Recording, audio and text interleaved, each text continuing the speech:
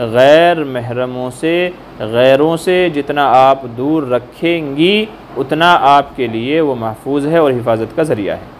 इसके ऊपर इतनी खुल कर के गुफ्तगू, तफसील से गुफ्तगू इसलिए कर रहा हूँ कि हमने जहाँ तक के देखा है, हमें तजुर्बा हुआ है कि इस फितने का शिकार सबसे ज़्यादा हमारी वो बहन बेटियाँ, वो बच्चियाँ हो रही हैं जो स्कूल कॉलेज़ में पढ़ने वाली हैं, चूँकि वहाँ ऐसे मिलने जुलने के बेशुमार ज़रिए हैं और फिर आहिस्ता आहिस्ता हमारी बहन बेटियाँ हमारे हाथों से निकल जाती हैं। बल्कि अपनी बच्चियों को समझाएं, आप उनको ये सारी बातें सिखाएं उनको। अभी कल परसों की ही बात है, मेरे पास एक पोस्ट आई जिसका उन्वान ही ये था कि सनातन धर्म में कैसे लाया जाए, और फिर उसमें बाकायदा कई सारे ऐसी चीज़ें बताई गई थी कि जिनके ज़रिए से मुस्लिम बच्चियों को फंसाया जा सकता है, बहलाया फुसलाया जा सकता है, ईमान से निकाला जा सकता है। जिनमें से एक चीज़ बताई गई थी कि भाई हाथ मिलाना शुरू करें मुस्लिम लड़कियों से, बच्चियों से, और ये कि पहले गैर से हाथ मिलाएं ताकि उनको अटपटाना लगे, अजीब ना लगे, और फिर मुस्लिम लड़की से हाथ मिलाएं। कोई पार्टी, कोई फंक्शन, कोई और चीज़, मतलब कोई भी चीज़ हो, बार बार हाथ मिलाने की कोशिश करें ताकि ये उनको हाथ मिलाना, आज हाथ मिलाएंगे, आज हाथ मिलाएंगे, कल गले मिलेंगे, और फिर परसों उससे आगे के जो रास्ते हैं वो सारे साफ़ हो जाएंगे। तो ये सबसे पहला तरीका याद रखिए, मुसलमान गैर महरम से हाथ मिलाना जायज़ नहीं है, तो जिसके अंदर इस्लाम ही नहीं है उससे हाथ मिलाना कैसे जायज़ हो सकता है। सबसे पहले अपनी बच्चियों को ये समझाएं, बहन बेटियों को ये समझाएं कि गैर गैर ही होता है, गैर महरम ही होता है, बल्कि यूँ कह लें कि वो शैतान की दूसरी शक्ल है, शैतान की दूसरी शक्ल है। इसलिए किसी भी गैर महरम से, गैर से हाथ मिलाना, मुसाफा करना कतन जायज़ नहीं है, हराम है। दूसरा क्या, उनकी तारीफ़ करें, बड़े अच्छे लग रहे हैं, you are looking so smart, तो थोड़ी तारीफ़ करें। और औरतें होती हैं तारीफ़ की भूखी, जिसने तारीफ़ की बस फिसल गई, पिघल गई। याद रखिए, अगर गैर आपकी तारीफ़ कर रहा है तो सिर्फ़ और सिर्फ आपको फंसाने के लिए। मैं खुला कह रहा हूँ, अगर कोई आपकी तारीफ़ करता है गैर महरम, तो सिवाय आपको फंसाने के उसका और कोई मकसद नहीं है। अपनी बहन की तो कभी तारीफ़ नहीं करता वो इस तरीके से, माँ की तो कभी तारीफ़ नहीं करता इस तरीके से, आपकी क्यों कर रहा है? तो ये असल में शैतान करवा रहा होता है। तारीफ़ कराएं, उनके हिजाब की तारीफ़ करें, आप बुर्क़े में बड़ी अच्छी लगती हैं, हिजाब में बड़ी अच्छी लगती हैं, मतलब आहिस्ता आहिस्ता उनको ऐसा दिखाएं कि आपको इस्लाम से कोई प्रॉब्लम नहीं है, ऐसा दिखाएं, उनको शो करें। तो क्या होगा कि आहिस्ता आहिस्ता वो नरम पड़ेंगी आपके लिए। फिर एक और दाव खेलो, उनसे कहो कि मैं इस्लाम को समझना चाहता हूँ, सीखना चाहता हूँ।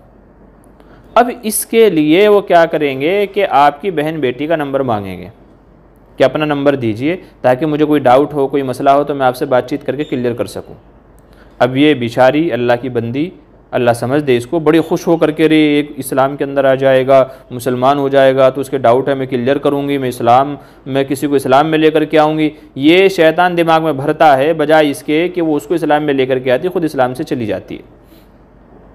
अब जब नंबर शेयर हो गया, फिर दूसरा दाव ये बताया जाता है कि आप बात करने के लिए ऐसा वक्त चूज़ करें जिसमें आप लंबी गुफ्तगू कर सकें, बीच में कोई डिस्टर्बन ना हो। उसके लिए रात का 9:30 10 बजे का, 11 बजे का, 12 बजे का वक्त मुनासिब है। अब 2 घंटे 4 घंटे बात करो रात की तन्हाई में, हदीस में फरमाएगा तीसरा शैतान होता है, तीसरा शैतान होता है। अब वो तन्हाई में गुफ्तगू हो रही हैं, अम्मा अब्बा बाहर सो रहे हैं या ये फ़ोन में लगी है ये सोच करके इस्लाम के डाउट क्लियर करूँगी, इस्लाम सिखाऊंगी, इस्लाम की बातें सिखाऊंगी, और ये पता नहीं कि कब अपने आप ईमान से निकल जाती है। फिर आहिस्ता आहिस्ता उनको सिखाया जाता है कि उनके जब यहाँ तक नौबत पहुँच गई है तो अब उनके दिमाग में डाउट डालना शुरू करो, इतनी गर्मी में पर्दे की क्या ज़रूरत है, तुम जीन्स क्यों नहीं पहन सकती, ये वो सब चीज़ें क्यों नहीं पहन सकती, अपनी मनमर्जी की क्यों नहीं कर सकती, 3 तलाक का क्यों डर रहता है, तुम्हारे यहाँ इतने बच्चे क्यों होते हैं, औरत क्या बच्चे पैदा करने की मशीन है। इस तरह के डाउट आहिस्ता आहिस्ता उनके दिलो दिमाग में डालने शुरू किए जाते हैं। इस तरह के वाक़यात उनको बताए जाते हैं कि जिससे हमारी बहन बेटी इस्लाम से आहिस्ता आहिस्ता नफ़रत करना शुरू कर देती है, उसको इस्लाम में कमियाँ और खामियाँ नज़र आने लगती है। और फिर उनको सिखाया जाता है कि आहिस्ता आहिस्ता प्यार मोहब्बत का इजहार कर दें, प्यार मोहब्बत का इजहार कर दें।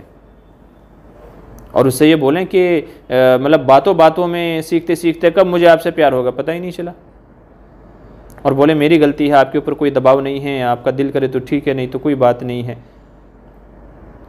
पहले इश्क, फिर प्यार, फिर उसके बाद में जिस्मानी ताल्लुकात।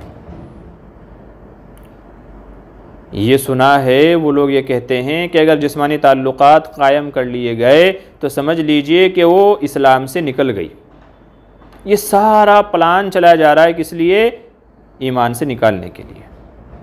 जिस्मानी ताल्लुकात हो गए, अब घर की इज़्ज़त का मसला है, लड़की की इज़्ज़त का मसला है, और अल्लाह ना करे अगर प्रेगनेंसी भी हो गई तो आप चाह करके भी, मैं गारंटी से कहता हूँ कि आप चाह करके भी, जिसके पेट में गैर का बच्चा है, चाह करके भी आप उसको उससे शादी से नहीं रोक सकते। उसने उससे शादी की तो वो ईमान से निकल गई।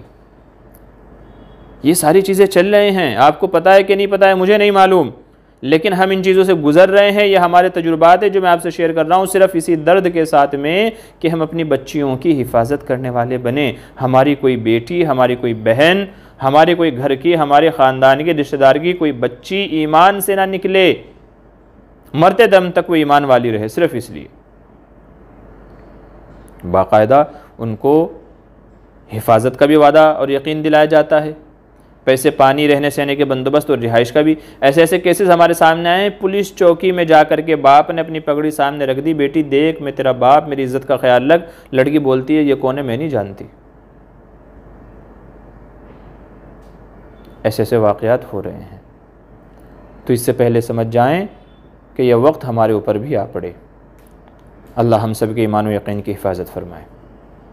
तो ये सारी चीज़ें जो शुरू हो रही हैं, इनका ज़रिया स्कूल, कॉलेज, ट्यूशन, मोबाइल, और मोबाइल में यह मौजूद ये सारी एप्लीकेशंस। इसीलिए इनके बारे में आपको आगाह कर रहा हूँ कि इनके बारे में सतर्क रहें और होशियार रहें।